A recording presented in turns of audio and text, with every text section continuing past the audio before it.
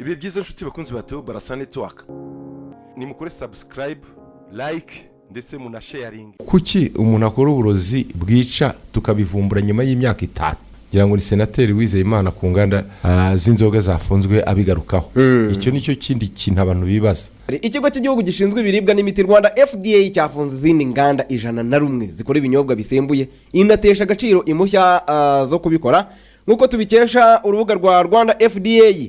Baravuga ngo hashingiwe ku itegeko nomero 003 rya 2018 ryo kuwa 9 z'ukwezi kwa 2018 ishyiraho ikigo cy'igihugu gishinzwe ubuziranenge bw'imiti n'ibiribwa Rwanda Food and Drug Authority Rwanda FDI, kandi rikagena inshingano imiterere n'imikorere byayo by'umwihariko ingingo ya 9 gaka ka 2 hashingiye ku bugenzuzi bwakozwe ku mabwiriza agenga ubuziranenge, hashingiwe kandi ku itangazo ryo kuwa 2 Kanama 2026 gerekeye ifungwa ry'inganda zikora ibinyobwa bisembuye zigaragara ku mugereka wa mbere mu rwego rwo kurengera ubuzima n'umutekano by'abaturage. Rwanda FDI iramenyesha abakora, abatumiza, abagurisha ku isoko, abacuruza ndetse n'abaturage muri rusange ko hafashwe ingamba zikurikira kandi zigomba kubahirizwa uhereye igihe iri tangazo risohokeye. Cyangwa se rimwe, Rwanda FDI ifunze inganda zikora ibinyobwa bisindisha ziri ku rutonde ruri ku mugereka wa 2 kandi ikuyeho impushya zose zari zarahawe izo nganda zo gukora ibyo binyobwa. Kabiri, Rwanda FDA yitegetse ko ibinyobwa byose bikorwa n'izo nganda ziri ku rutonde ruri ku mugereka wa 2 bikurwa ku isoko. Rwanda FDA yitegetse abakora ibyo binyobwa guhita babikura ku isoko bakimara kubona iri tangazo. Rwanda FDA yitegetse ba nyirizo nganda guhita basaba abakwirakwiza ibyo binyobwa ku isoko ibi bikurikira: bagomba gukusanya ibyo binyobwa ndetse no kubikura ku babiranguye, gusubiza ibinyobwa byose bisigaye ndetse n'ibyakusanyijwe aho byakorewe. 5, abakora ibyo binyobwa bategetswe kugeza ku kigo cy'igihugu gishinzwe ubuziranenge bw'ibiribwa n'imiti Rwanda FDI raporo y'igikorwa cyo kubikusanya mu gihe kitarenze iminsi 3 y'akazi uhereye igihe iri tangazo risohokeye. Abakwirakwiza n'abacuruza ibinyobwa biri ku mugereka wa 2 bategetswe guhita bahagarika kubikwirakwiza no kubigurisha ndetse bagasubiza ibinyobwa bisigaye ku babibahaye, baba ababikwirakwiza cyangwa se ababikora. Gutubahiriza aya mabwiriza rero bituma hafatwa izindi ngamba ziteganywa n'amategeko n'amabwiriza abigenga. 8, Rwanda FDI irasaba abanywa ibi binyobwa biri ku mugereka wa 2 kubihagarika. Ikitonderwa, urutonde n'izindi nganda zizafatirwa ingamba ruzatangazwa mu gihe gikwiye uko ibikorwa byo kugenzura no kubahiriza amabwiriza bigenda bikorwa. Bafunze inganda 101.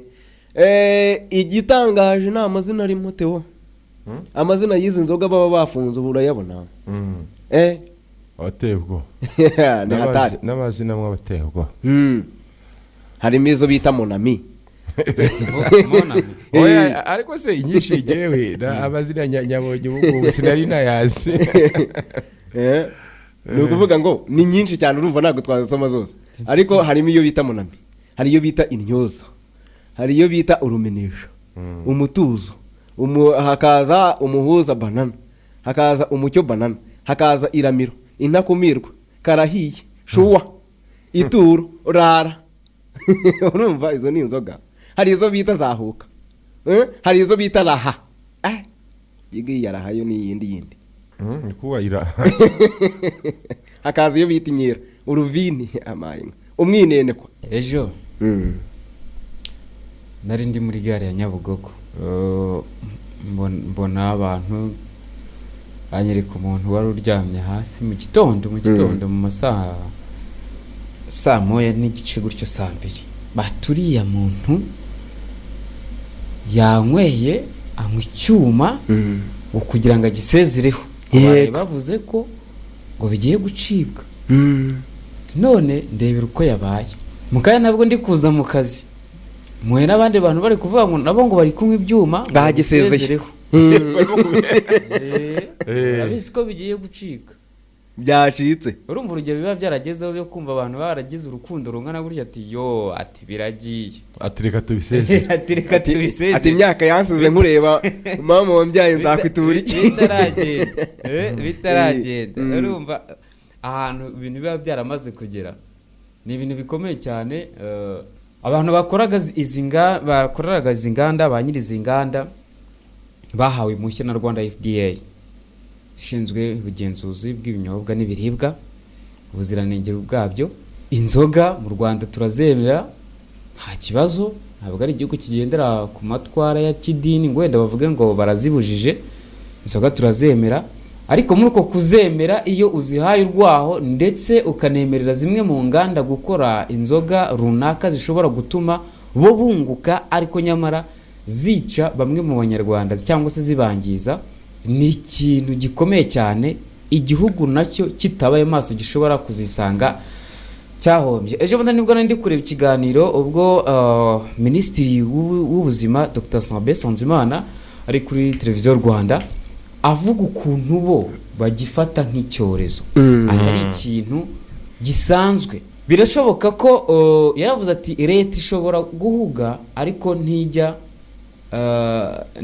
irangara, ntijya igenda nyine ngo irangare ngo ibintu byihorere bitereriyo. Bishobora kuba umwaka wa kabiri, ariko bikaza kugaragara ko cya gikorwa kiri kuba kiri kwangiza abanyarwanda. Turabizi neza ko twakunze kubivuga rimwe si kabiri ko urubyiruko by'umwihariko ruri korekwa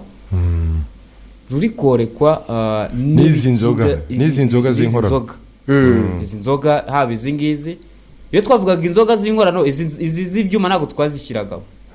Kandi njye nakunze, hari n'abandi benshi bakunze kuvuga ati izindi zo ziraremwa bona zose zagakwiye kuvaho. None wagera ariko nabo baba babyumva kandi baba babibona. Rero gufata umwanzuro gufunga ingana nk'izi barazasoraga zasoraga basoraga amafaranga menshi, abandi bari baratse amafaranga ari amakredi, zatangaga akazi. Hari abantu bagiye kujya mu bushomeri kubera ibi ngibi, ariko buriya mbere yo kugira ngo buri ikintu cy'ingenzi ayishakiye n'ubuzima bw'abantu mbere ya byose, nabo bajyaga mu kazi.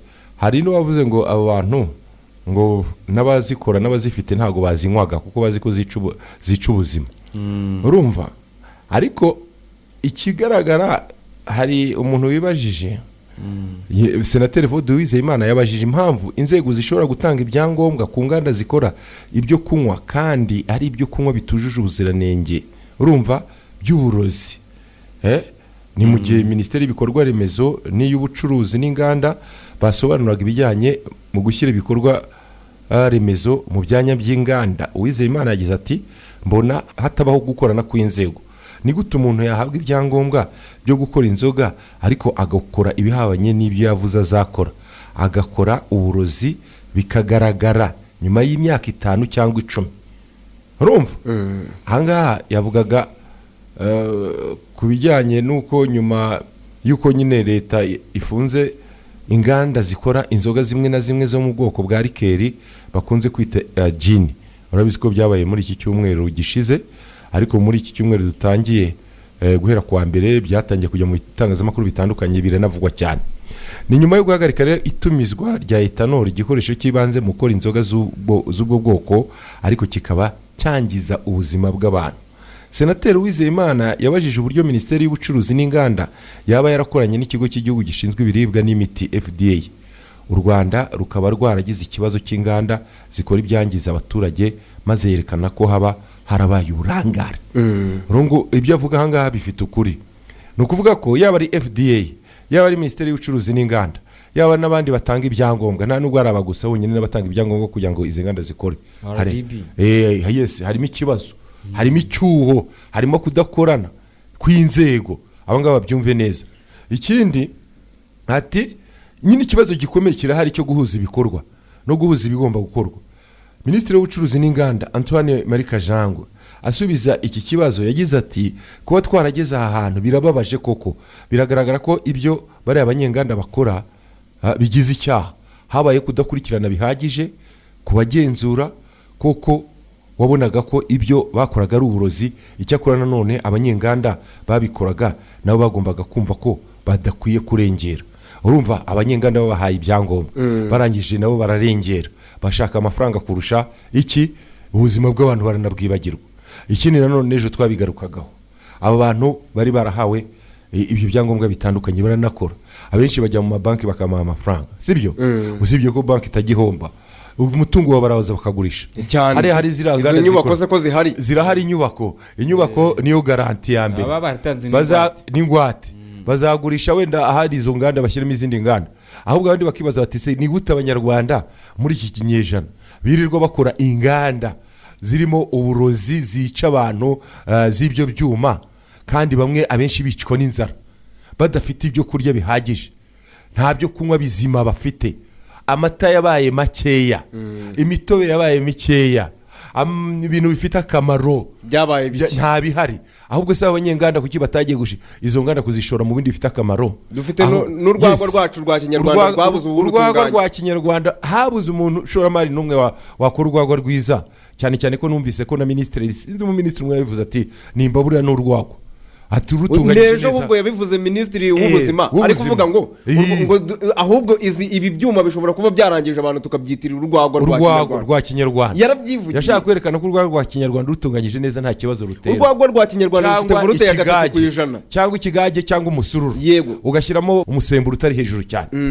bisobanuye ikintu gikomeye cyane ahangaha nicyo nashaka kuvuga inzego kudakorana hari abo bantu ba FDA abo bantu nibo bagombye kubanza gukurikiranwa bagakurikirana impamvu batangaga ibi byangombwa ntibakurikirane ngo barebe neza kandi bakoze imyaka n'imyaka myinshi hari RDB nayo itanga ibi byangombwa byo kugira yo gukora igakangura abantu gushora imari buri muntu wese araza akavuga ngo ni umushoramari akajya hariya ntibamukurikirane nyuma y'igihe runaka none abo bantu bagiye kuririra mu myotsi yaba ari abakozi ari abanyenganda kubera investors leta ishora abantu ikangura abantu gushora imari barazishoye ariko noneho birarangiye bagiye guhomba igihombo kirafekitinga abantu benshi batandukanye bakoragamo dufite minisiteri y'inganda n'ubucuruzi tugira Rwanda FDA tugira RDB tugira Rwanda Standard Board murabizi neza abo bose ubuziranenge bagombye kuba babuzi imbere yuko ibintu bikorwa kandi nanone ikindi ndimo kumva ejo nganira n'abantu batandukanye ngiye nica ku ruhande nk'umunyamakuru nkaganira numva n'ibyumviro by'abaturage bamwe barimo kuvuga ko muri izi nganda zagiye zifungwa hari inganda zimwe zikora ibyuma nazo z'abanyamahanga kora ka urashora barimo abanyamahanga niko bambwiraga abo bantu abantu babishinzwe bikurikirane zimwe mu nzoga bakora zo zikaba zitaragira gute zitujuje ubuziranenge niko bari kumbwira ariko zo inganda zabo zikaba zirimo zigikora icyo numvishe bashize mu majwi nicyo bita ngo kiwingo gituruka muri Tanzania nta muntu n'uyu nguyu utari kukivuga na sabe bakimubajije bayita ngo kiwingo barayimubajije iyo kiwingo nanjye nayumvise abantu bayivuga bavugira mu matamatama abandi bo ntibavugira mu matamatama bakerura kuko muri Tanzania ngo barayihagaritse mu Rwanda aho iracyahari yaraje kandi noneho hakazamo ibyaye nibyo kuvuga ngo twebwe hari ukuntu usanga abantu twubaha abanyamahanga cyane tugakabya tukarenza yego kubaha ni byiza nibashora imari baze mu Rwanda banakore sibyo ariko nabo ni bafite inganda zabo zikora ibyo byuma byangiza ubuziranenge izo se none se zo zifite ubudahangarwa nicyo ndi kwibaza ngewe nk'umuntu ukora business ugiye ufite igitekerezo cya business ngomba kubanza kureba nk'igatere tere ndiho ni yihe barashaka iki ni iki nakora kikanyungukira kuko ngiye ugiye gukora business nta mpuhwe mfite ni muri business nta mpuhwe zizamo wowe ukora ibyawe bikungukira hanyuma bipfa kuba binyuze mu mategeko leta yabyemeye yaguhaye ibyangombwa icyo gihe iyo byahawe umugisha by'uko ibyo bintu byemewe wowe nk'umucuruzi nta kintu na kimwe kikubuza gukora ibyo bintu kuko wowe ushaka inyungu ahubwo ijisho cyangwa se imijugujugu wanayitera babandi bavuga ngo ninde wamuhaye cyangwa cyo gukora ninde wamuhaye certificate yo gukora ninde ukwiye gukora ubwo bugenzuzi bya bindi bavuga ngo ntabwo wemere gukoresha ikintu kidafite